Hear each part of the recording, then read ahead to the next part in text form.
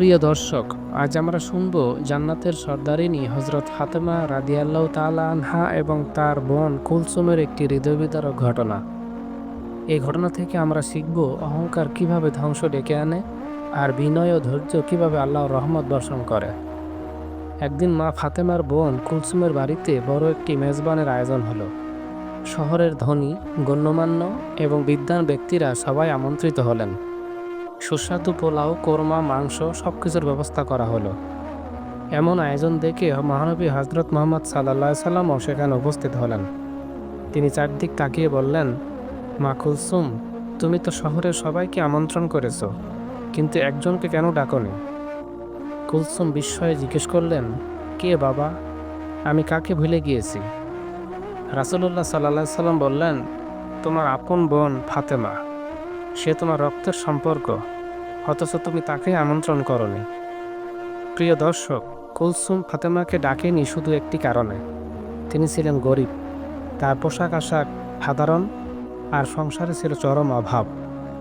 সেই সময়ে ফাতেমার দুই সন্তান হাসান ও হোসেন রাদিয়াল্লাহু তাআলা আনহুমা ক্ষুধার যন্ত্রণায় কাঁদছিল। তারা মাকে বলছিল, মা, আমরা ক্ষুধায় কাতর, কিছু খাবার দাও। কিন্তু ঘরে একদানা খাবারও ছিল না। ফাতেমা চোখ ভিজিয়ে আল্লাহর দরবারে বললেন, হে আল্লাহ, আমি তো ক্ষুধা সহ্য করতে পারি, কিন্তু এই ছোট্ট মাসুম সন্তানদের মুখে কি খাবার দেব? অসহায় ফাতেমা চুলায় শুধু পানি বসিয়ে দিলেন, যেন সন্তানরা ভাবে খাবার রান্না হচ্ছে। অন্যদিকে কুলসুমের বাড়িতে চলছিল আনন্দ উৎসব, কিন্তু যখন তিনি খাবার পরিবেশনের জন্য ঢাকনা তুললেন, তখন অবাক হয়ে দেখলেন সকল খাবার পাথরে পরিণত হয়েছে। কুলসুম ভয়ে দৌড়ে নবী করিম সাল্লাল্লাহু আলাইহি সাল্লামের কাছে গিয়ে বললেন, হে আমার পিতা, আমি কি করব? সব খাবার কয়লা হয়ে গেছে। নবী করিম সাল্লাল্লাহু আলাইহি সাল্লাম বললেন, মা কুলসুম, তুমি বড় ভুল করেছ। সে গরিব বলে বোনকে আমন্ত্রণ করনি। তার দুঃখ, তার শিশুদের ক্ষুধা আল্লাহর আরশ কাঁপিয়ে তুলেছে। তাই আল্লাহ তোমার খাবার কয়লায় পরিণত করেছেন। বিপর্যস্ত কুলসুম দৌড়ে গেলেন ফাতেমার বাড়ি। চোখ ভিজিয়ে বললেন, বোন, আমাকে ক্ষমা করে দাও। আমি সবাইকে ডাকলাম, শুধু তোমাকে ডাকিনি। আমার সকল খাবার কয়লায় পরিণত হয়েছে। তুমি যদি ক্ষমা না করো, আমার মান সম্মান কিছুই থাকবে না। মা ফাতেমা মৃদু হেসে বললেন, না বোন, আমি তোমার উপর রাগ করিনি।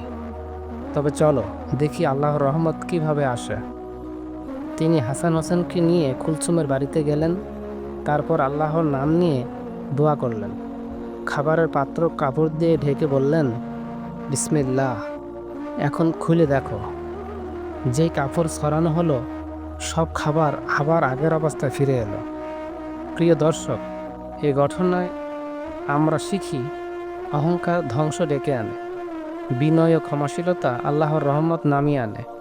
ক্ষুধার্ত মানুষের আর্তনাদ সরাসরি আল্লাহর দরবারে পৌঁছে যায়। রাসূলুল্লাহ সাল্লাল্লাহু আলাইহি সাল্লাম বলেছেন, যার অন্তরে একটি সরিষা দানার পরিমাণ অহংকার থাকবে, সে জান্নাতে প্রবেশ করতে পারবে না। সহিহ মুসলিম। তাই আসুন আমরা অহংকার নয়, বরং বিনয় ও দয়া অবলম্বন করি। প্রিয় দর্শক, মা ফাতেমা রাদিয়াল্লাহু তাআলা আনহুম শুধু নবীর কন্যা নন, তিনি জান্নাতুল ফেরদাউসের সর্দারিনী। তার ধৈর্য, ঈমান ও বিনয় আমাদের জন্য সবচেয়ে বড় দৃষ্টান্ত। আপনারা সবাই কমেন্টে লিখুন আমিন, এবং অহংকার থেকে মুক্ত থেকে দুনিয়া ও আখিরাত উভয়কে সুন্দর করার তৌফিক কামনা করুন।